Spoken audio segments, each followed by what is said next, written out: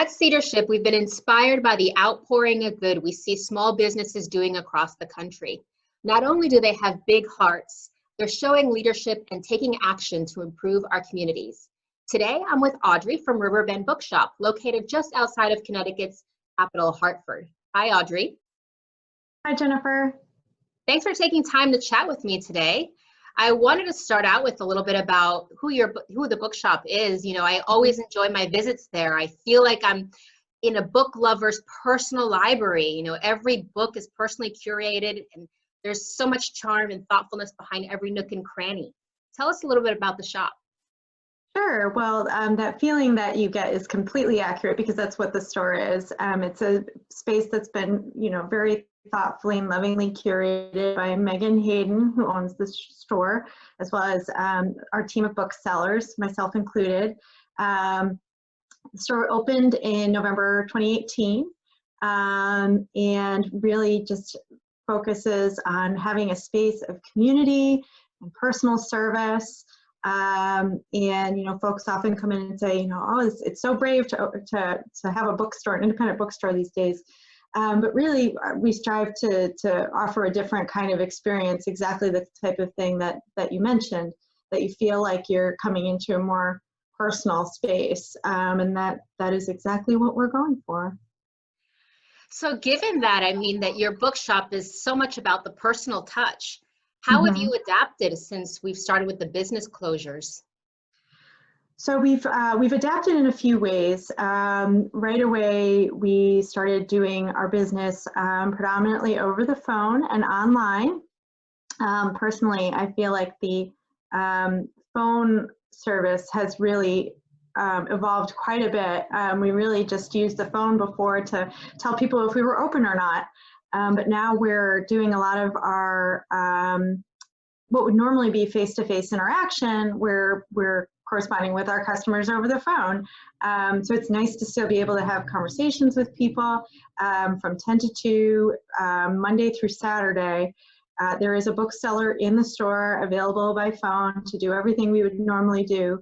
Recommend a new book, help you pick a gift out for somebody. People have really been using that service in creative ways, sending people birthday gifts when they can't see them in person.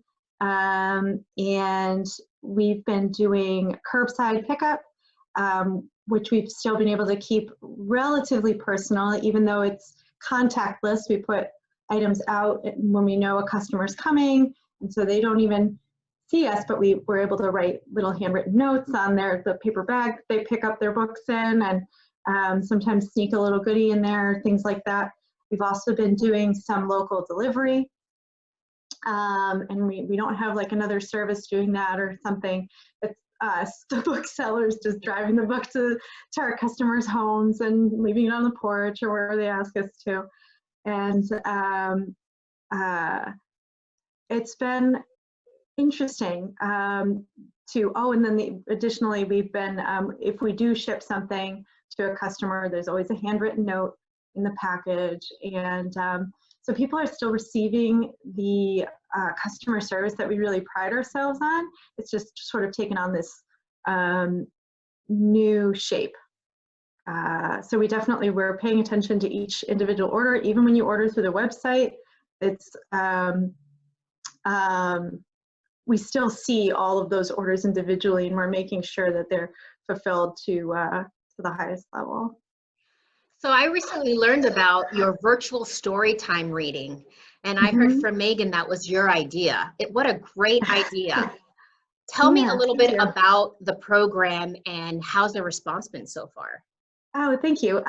So we had a Storytime at the bookshop every Sunday at 10:30, and I am the weekend manager there, so I'm there for pretty much every Storytime on Sundays.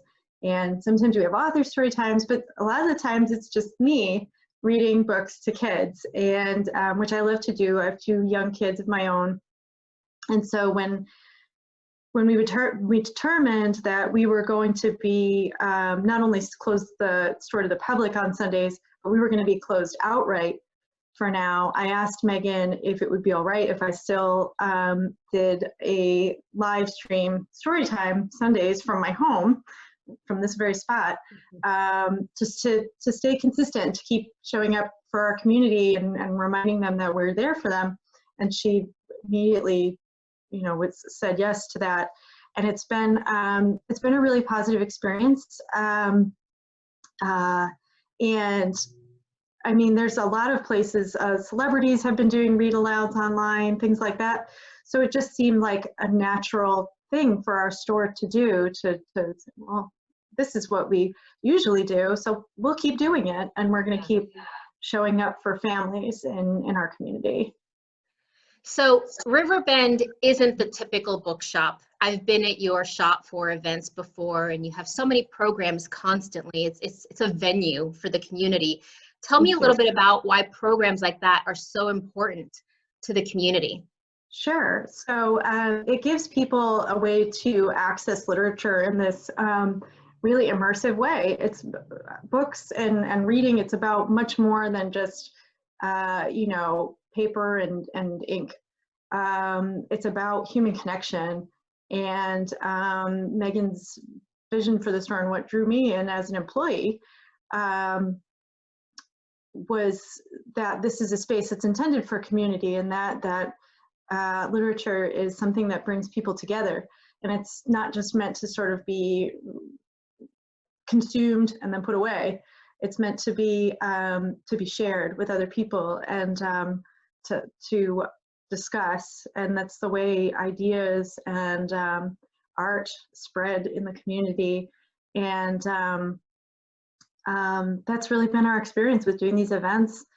Doing author events is really wonderful to see the people who have created this work interacting with the people that consume it. Is really a wonderful thing. We've also done some community events that just helped people to start conversations with each other. We have events for local writers to come in and network and talk about the writing process.